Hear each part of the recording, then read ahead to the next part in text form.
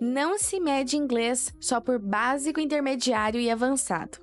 Existe uma escala internacional com critérios técnicos que definem o teu nível de inglês de uma forma muito mais clara e muito mais específica do que a gente vê pela internet por aí. E para você descobrir o seu nível de inglês, não precisa ficar fazendo testezinho que você encontra na internet. Eu vou te mostrar hoje o que é esperado em cada nível de inglês e como que você consegue se encontrar no meio disso tudo. Essa escala que eu tô falando para vocês hoje é o Quadro Comum Europeu. É a escala utilizada pela Universidade de Cambridge quando emite a sua certificação.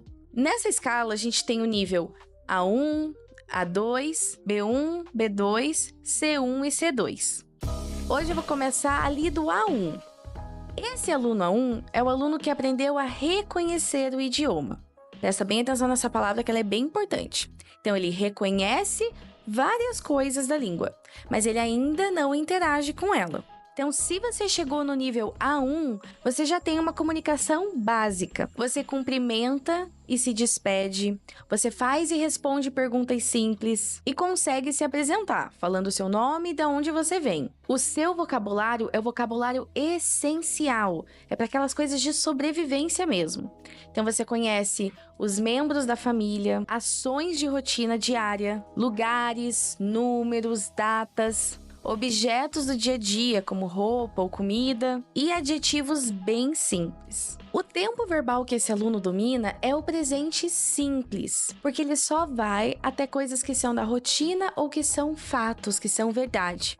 É por isso que esse aluno consegue fazer frases simples. Então, ele vai utilizar o verbo to be, consegue utilizar os pronomes pessoais, eu, você, ele, ela. Consegue utilizar artigos, uma, um, aquele. Vai conseguir também falar o que é seu, meu, dele, dela. E utilizar o singular e plural. Quando você escuta um nativo falando, você entende instruções simples, como abrir a porta ou sentar aqui. Você vai conseguir preencher informações num formulário, que são bem básicos, com seu nome, data, endereço, coisas assim. No próximo nível, a gente tem o aluno A2. Então, o aluno A2, ele já consegue interagir na língua de forma bem básica. O aluno A2, ele descreve os hobbies que ele tem, o que ele gosta de fazer, fala sobre si e sobre o outro, fala sobre as suas vontades e sobre as suas experiências passadas e participa de conversas bem curtas. E qual que é o vocabulário desse aluno?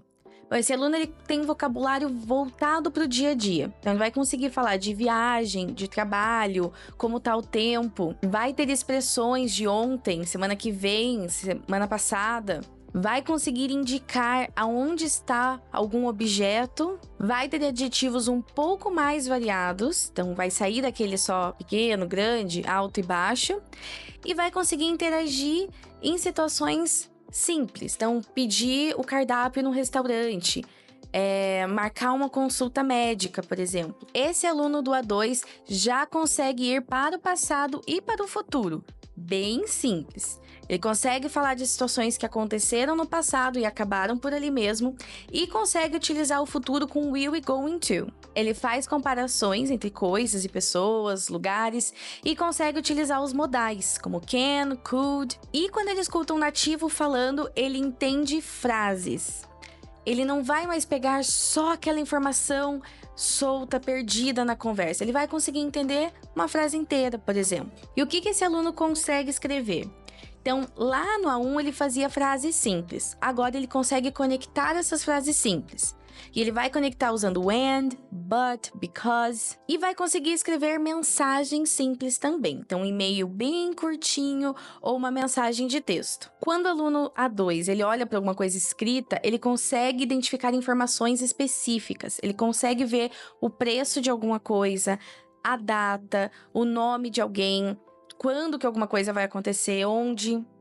No B1, o aluno já consegue utilizar a língua de uma forma um pouco mais independente. Ele ainda comete muitos erros ao se comunicar, ao escrever, mas ele já se vira um pouquinho melhor sozinho. Esse aluno B1, ele expressa os desejos dele, as vontades, as opiniões, as preferências. Ele fala sobre suas ambições, lida com imprevistos. de forma bem curta. Ele participa de conversas um pouco mais longas, contando o que ele fez ontem ou quais são os planos dele para amanhã. E ele negocia e argumenta numa conversa. O vocabulário dele já é um pouco mais expandido. Ele já consegue, por exemplo, falar sobre problemas de saúde ou sintomas que ele esteja sentindo. Os conectores já são mais variados, então ele sai daquele and, but, because e já vai para um although, however, therefore. E esse cara começa a entender que a gente não traduz as coisas ao pé da letra. Consegue utilizar expressões idiomáticas, que são aquelas expressões que não significam exatamente o que a gente traduz ao pé da letra, palavra por palavra.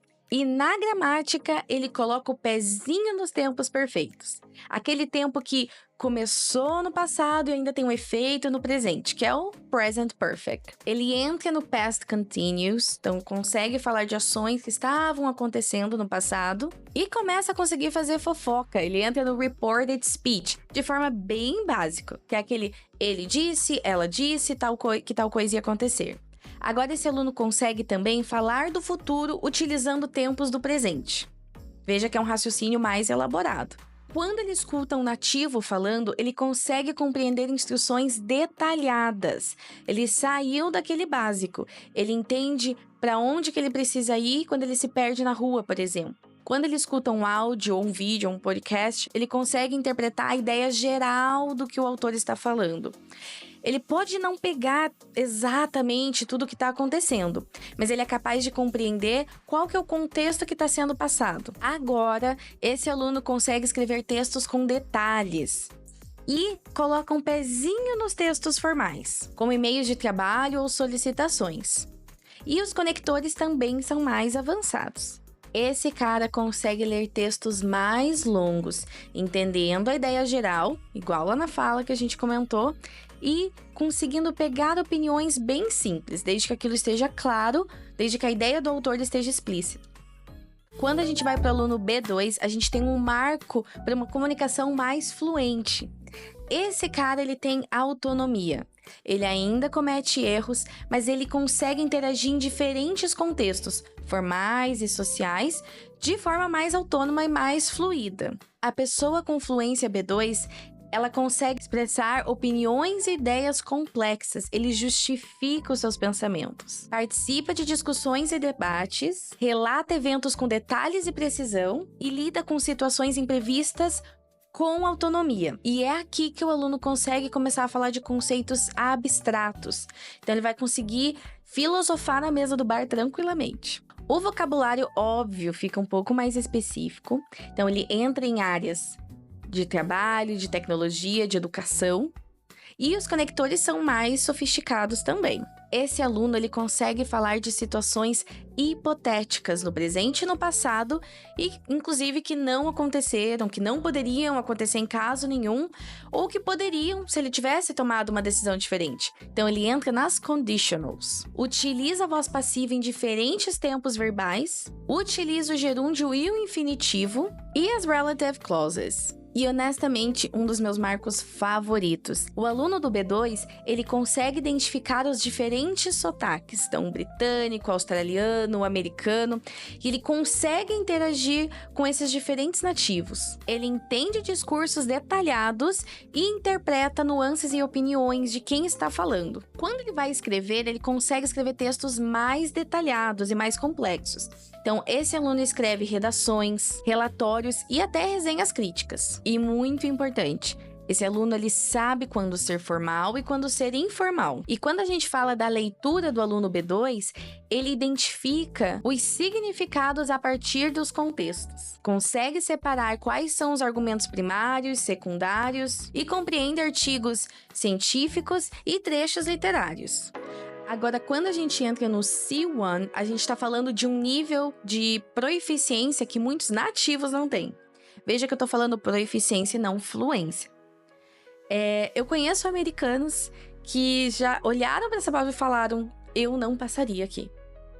Porque é uma prova que exige muito conhecimento técnico também da pessoa que está fazendo. O C1 e o C2 são um marco da fluência. Então, o cara do C1, ele tem uma fluência sólida, concreta na língua. E o cara do C2, ele é especialista na língua, ele é um linguista. Vamos ser sinceros, se a gente fizesse uma prova em português, sem preparo, será que a gente ia passar num nível C1 e C2? Então vamos lá. C1, ele vai se expressar de forma clara, coesa, fluida, ele não trava para falar. Esse aluno participa de discussões e debates complexos. Ele adapta o tom dele ao contexto formal ou informal, apresenta argumentos convincentes e se expressa de forma espontânea. Eu acho que essa é a parte mais importante. Ele flui na língua. Esse aluno já tem um vocabulário mais rico e especializado. Então, ele conhece termos jurídicos, acadêmicos, de negócios, culturais. As expressões idiomáticas e as metáforas são muito mais avançadas. E ele faz muito uso de sinônimos para não ficar repetitivo. A gramática do aluno C1, ela se conversa. Então, ele consegue misturar os tempos verbais e as conditionals. Ele consegue fazer inversões nas frases para dar ênfase naquilo que ele quer. E, claro, faz um uso muito mais avançado do passivo, tem conectores muito mais avançados e sofisticados e utiliza os modais também de forma mais sofisticada. Na compreensão auditiva, ele entende diferentes formas de comunicação. Esse cara entende ironia, humor, sarcasmo. Ele pega aquilo que está subentendido e lida com tranquilidade com diferenças regionais de sotaque. Regionais e internacionais. Quando eu digo sotaques internacionais aqui, gente, eu já não tô mais falando do nativo falando inglês. Eu tô falando daquele indiano que aprendeu aquele inglês bem difícil de entender. Então, esse aluno ele já tem essa compreensão mais complexa e mais abrangente. A produção escrita do aluno C1, ela é profissional. Então, esse aluno escreve textos muito bem articulados e complexos, artigos científicos, relatórios de trabalho e faz o uso adequado dos registros. Então, ele adapta a escrita dele ao contexto de formalidade ou informalidade que está sendo pedida dele. E o C2? E o nosso especialista? Como que é a comunicação dele? Como vocês devem imaginar, é uma comunicação que atingiu o mais alto nível na língua inglesa. Assim como o C1, ele também se expressa de forma espontânea e fluida, participa de debates e conversas de alta complexidade, e aqui ele se comunica com uma sensibilidade cultural, então ajustando a linguagem dele, e faz apresentações em público de forma fluida. Então eu já vi muito aluno que falava inglês bem, que conseguia se comunicar de forma tranquila, mas que não conseguiam fazer apresentações em público. Esse é um marco bem importante do C2. O vocabulário dele é extenso e preciso. Ele consegue utilizar gírias e jargões de áreas específicas, como medicina, direito, engenharia. As estruturas gramaticais dele são avançadíssimas. Então, ele domina todos os tempos verbais. Faz construções complexas com reported speech e com nuances no passivo. Ele entende qualquer tipo de discurso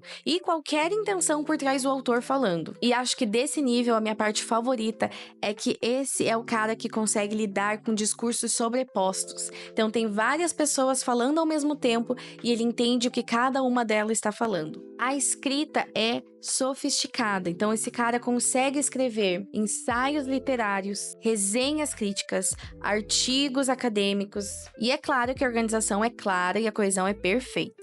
Se você está no nível C2, você lê e interpreta qualquer tipo de texto, infere significados implícitos e entende referências culturais de diversos lugares. Quando a gente fala de instituições que exigem essa certificação Cambridge para que você possa estudar ou trabalhar lá, o que eu mais vejo é: universidades costumam pedir nível C1. Por quê?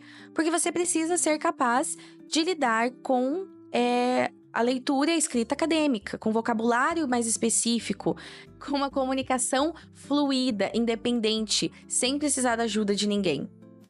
Aqui no Brasil, quando eu vejo vagas de emprego, normalmente se pede nível B2, porque é aquele aluno que se comunica bem, consegue escrever bem, consegue ler bem, ainda comete aqueles errinhos ali de tempo verbal e tal, mas para a maior parte do que importa para o dia a dia daquela empresa, o B2 já dá conta. Uma coisa que eu gosto de lembrar também os meus alunos é que é possível você ter diferentes níveis em habilidades diferentes. Pode ser que você tenha um nível na fala e outro nível na escrita também. Isso acontece. E aí, quais dessas coisas você consegue fazer? Me segue para mais sobre a certificação Cambridge.